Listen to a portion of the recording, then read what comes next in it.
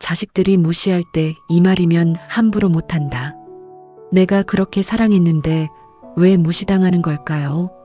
존중받는 관계를 만드는 이야기, 얻은 인생입니다. 오늘 이 영상을 클릭하셨다면 아마 지금 이런 마음이 드시는 건 아닐까요? 분명히 최선을 다했습니다. 그 사람을 위해 포기한 것도 많고 희생한 것도 많습니다. 그런데 어느 날 돌아오는 건 감사가 아니라 무관심이었습니다. 아니면 그보다 더 상처가 되는 말 한마디였습니다. 내가 이렇게까지 했는데 왜 나는 존중받지 못하는 걸까? 내가 뭘 잘못한 걸까? 아니면 내가 너무 기대가 많은 걸까? 그 물음이 오늘 이 영상을 클릭하게 만든 건 아닐까요? 나를 지키면서 관계도 지키고 싶은 분들의 선택입니다. 이 말이 와닿는다면 지금 함께 해주세요.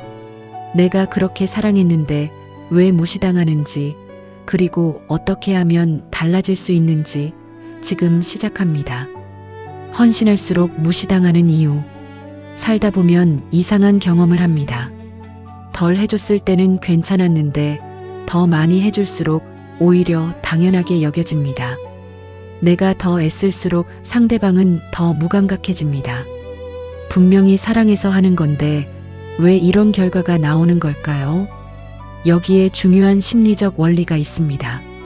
한쪽의 헌신이 지나치게 크면 상대방은 그것을 고마움이 아니라 권리로 받아들이기 시작합니다.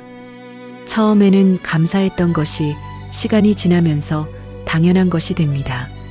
없으면 불편한 것이 되고 있어도 특별하지 않은 것이 됩니다.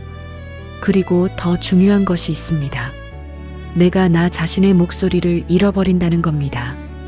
상대를 위해 모든 것을 맞춰주다 보면 어느 순간 내 의견을 내는 법 자체를 잊어버리게 됩니다. 내가 어떤 것이 불편한지, 내가 어떤 것이 상처인지를 말하지 않습니다. 그냥 참습니다. 그러면서 속으로 상대방이 알아줬으면 하는 마음을 품습니다. 하지만 상대방은 모릅니다. 내가 말하지 않으면 모릅니다. 그 말하지 않은 것들이 쌓이면서 관계는 기울어집니다. 한쪽은 점점 지쳐가고 한쪽은 점점 무감각해집니다. 그 끝에서 어느 날 상처가 되는 말 한마디가 나옵니다. 자기 반성. 나는 나 자신을 지키고 있었는가? 솔직하게 돌아봐야 할 것들이 있습니다. 가족을 위해 열심히 살아왔습니다. 그 과정에서 내 것을 많이 내려놓았습니다. 내가 하고 싶은 것, 내가 필요한 것, 내가 힘들다는 것, 그런 것들을 표현하지 않았습니다. 가족이 힘들까봐, 분위기가 나빠질까봐, 내가 이기적인 사람처럼 보일까봐. 그런데 돌아보면 그 선택이 오히려 관계를 망가뜨리는데 기여했습니다. 내가 나 자신을 존중하지 않으면 상대방도 나를 존중하는 방법을 모릅니다. 내가 내 감정을 표현하지 않으면 상대방은 내가 어떤 감정을 가졌는지 알 수가 없습니다. 내가 경계를 만들지 않으면 상대방은 어디까지가 괜찮고 어디서부터 안 되는지를 배울 기회가 없습니다. 사랑이 무조건적인 헌신이어야 한다고 생각했습니다. 하지만 그 생각이 관계를 왜곡시키는 출발점이었습니다. 철학자 칸트는 말했습니다. 인간은 수단이 아니라 목적이어야 한다고. 이 말은 상대방에게도 적용되지만 나 자신에게도 적용됩니다. 나 자신도 누군가를 위한 수단으로만 존재해서는 안 됩니다. 나도 존중받아야 할 독립적인 존재입니다. 실제 이야기 엄마는 아무것도 모르잖아. 오랫동안 혼자 아들을 키워온 어머니가 있습니다. 이혼 후 아들과 단둘이 버텨온 세월이었습니다. 야근을 하고 아르바이트를 뛰며 학원비를 댔습니다. 아들의 성공만을 바라며 자신의 삶을 거의 내어줬습니다. 그런데 어느 날 아들로부터 이런 말을 들었습니다.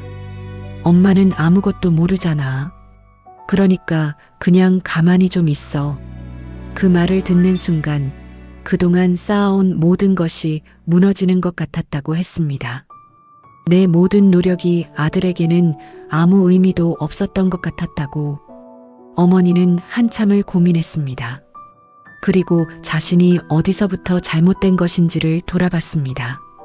아들의 의견은 늘 최우선으로 존중했지만 자신의 의견은 한 번도 제대로 말한 적이 없었다는 것을, 자신이 힘들어도 힘들다고 말하지 않았다는 것을, 상처받아도 상처받았다고 말하지 않았다는 것을, 그리고 어머니는 결단을 내렸습니다. 아들과 대화를 하기로. 어머니는 아들에게 이렇게 말했습니다. 나는 너를 사랑하고 너를 위해 많은 것을 포기했어. 하지만 내가 너에게 존중받지 못한다면 그 사랑은 지속될 수 없어. 처음에 아들은 불편해했습니다. 하지만 어머니의 진지한 태도와 단호한 말에 자신의 행동을 돌아보기 시작했습니다. 이 이야기에서 중요한 것은 어머니가 원망하거나 비난하지 않았다는 겁니다. 그냥 자신의 감정을 솔직하게 말했습니다. 그리고 그것으로 충분했습니다. 또 다른 이야기, 아버지는 왜 그렇게 구시대적이에요? 평생 가족을 위해 성실하게 일해온 아버지가 있습니다.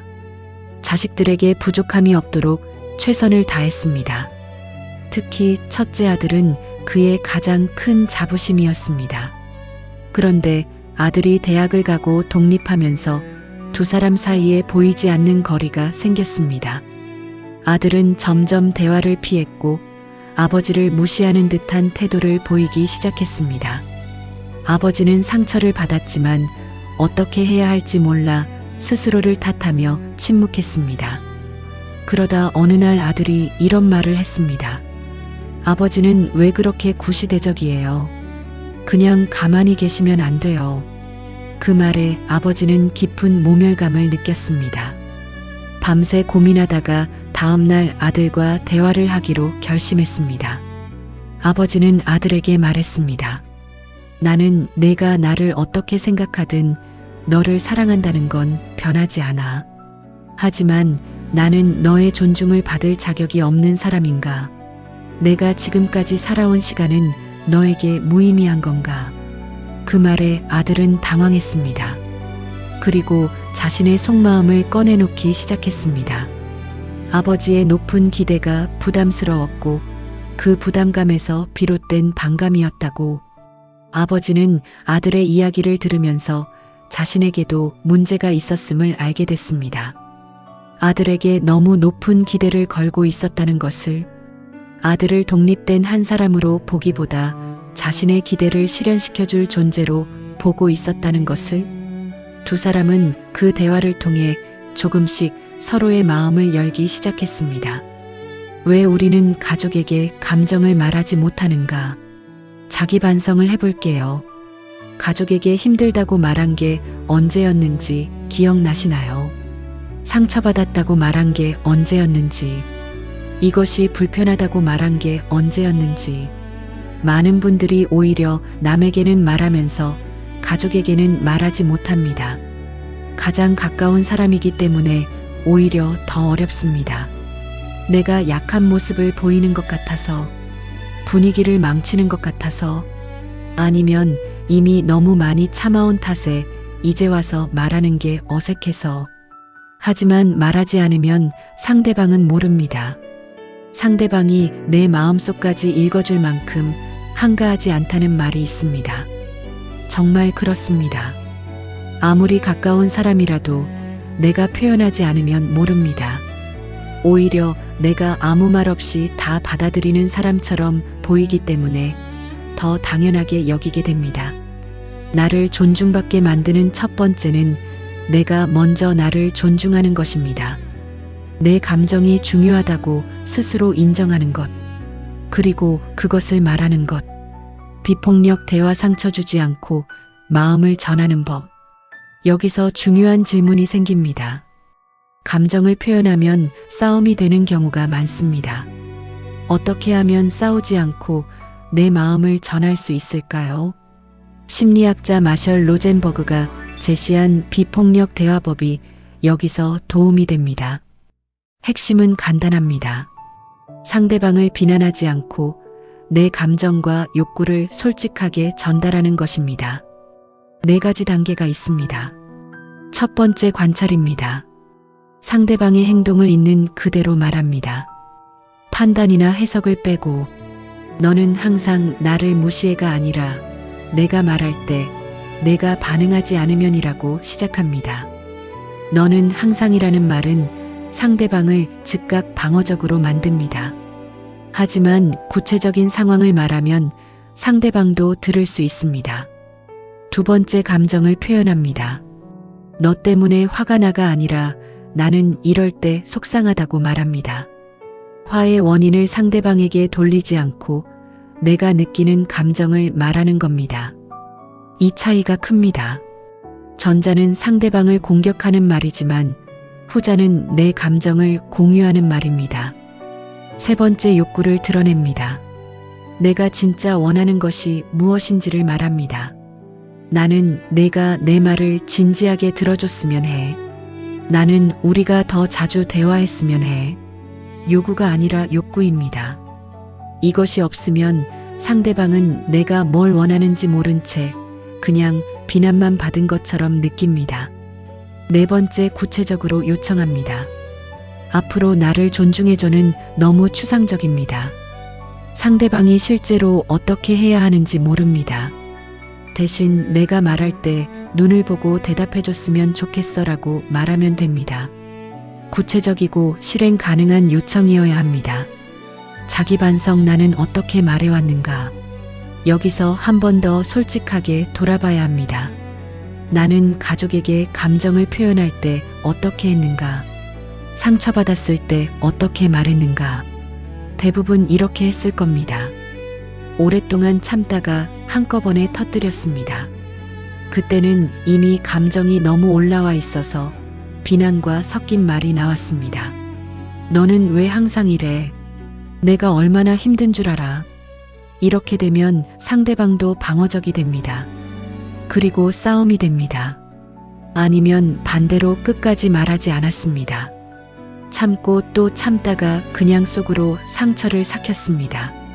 그러면서 마음속으로는 저 사람이 알아줬으면 하는 마음을 품었습니다. 두 가지 모두 효과적이지 않습니다. 가장 좋은 것은 상처가 쌓이기 전에 감정이 비교적 잔잔할 때 말하는 겁니다.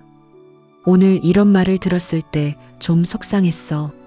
이렇게 짧게라도 표현하는 것. 그 작은 표현이 쌓이면 나중에 크게 터뜨릴 필요가 없어집니다. 고등학생 아들과 부모의 이야기. 구체적인 사례를 하나 더 들어볼게요. 고등학생 아들이 집에 들어와도 인사를 하지 않았습니다. 학교와 학원을 오가며 단답형 대화만 했습니다. 어떤 날은 아예 침묵으로 하루가 지나갔습니다. 부모님은 상처받았습니다. 그러다 어느 날 참다 못해 대화를 시도했는데 첫 마디가 이거였습니다. 부모를 이 정도로 무시하는 아들이 어디 있냐? 아들은 즉각 방어적이 됐고 대화는 싸움으로 끝났습니다. 부모님은 그 실패에서 뭔가를 배웠습니다. 그리고 다음에는 다르게 말했습니다. 내가 집에 들어올 때 아무 말 없이 지나가면 나는 조금 외롭고 섭섭한 마음이 들어. 내가 원하는 건 우리가 서로 더 자주 이야기 나누는 것인데 집에 들어올 때 인사를 해줄 수 있겠니? 말투가 완전히 달라졌습니다. 비난이 없었습니다.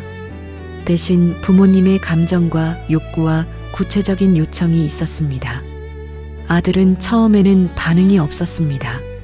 하지만 며칠 후부터 조금씩 달라지기 시작했습니다. 집에 들어오며 짧게 인사를 하기 시작했습니다. 어떤 날은 학교에서 있었던 일을 꺼내놓기도 했습니다.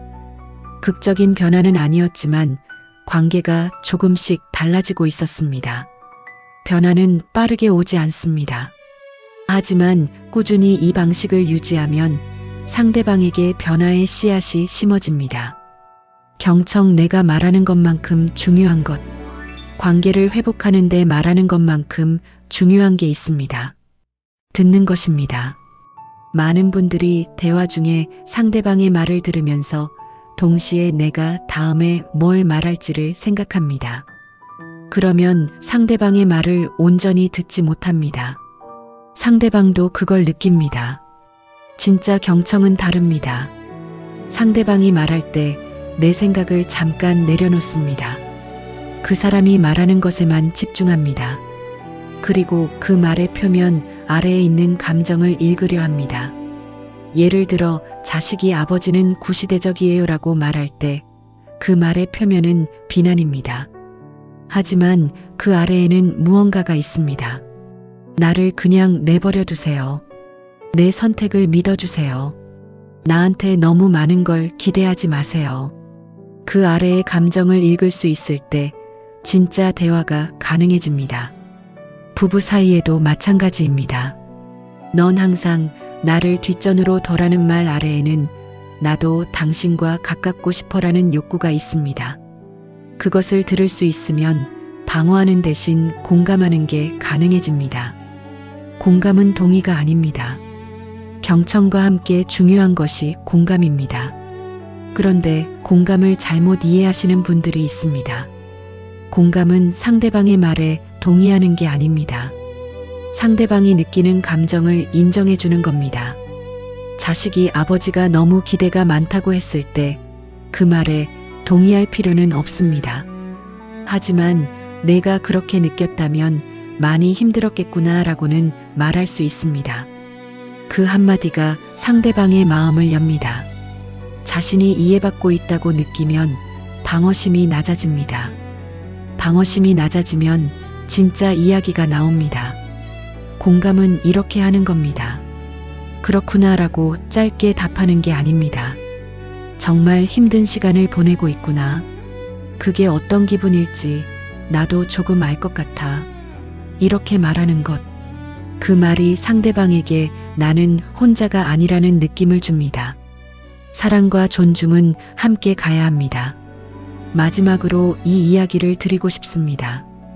우리는 종종 사랑과 존중을 별개의 것으로 생각합니다. 사랑하니까 모든 걸 다 해줘도 된다고, 사랑하니까 무시당해도 참아야 한다고. 하지만 그렇지 않습니다. 진짜 사랑은 상대방만 존중하는 게 아닙니다. 나 자신도 존중하는 겁니다. 내가 나를 존중할 때 상대방도 나를 존중하는 방법을 배웁니다. 내가 나를 소중히 여길 때 상대방도 나를 소중히 여기게 됩니다. 무조건 헌신하는 것이 사랑이 아닙니다. 나를 지키면서 상대방도 지키는 것이 진짜 사랑입니다. 경계를 만드는 것이 냉정한 게 아닙니다. 그 경계 안에서 더 건강한 관계가 만들어집니다. 얻은 인생은 나를 지키면서 관계도 지키는 이야기를 함께 나눕니다. 오늘 이 이야기가 지금 누군가와의 관계에서 상처받고 있는 분들에게 조금이나마 닿았다면 구독과 좋아요로 함께 걸어주세요. 나를 존중하는 것이 관계를 지키는 첫 번째입니다.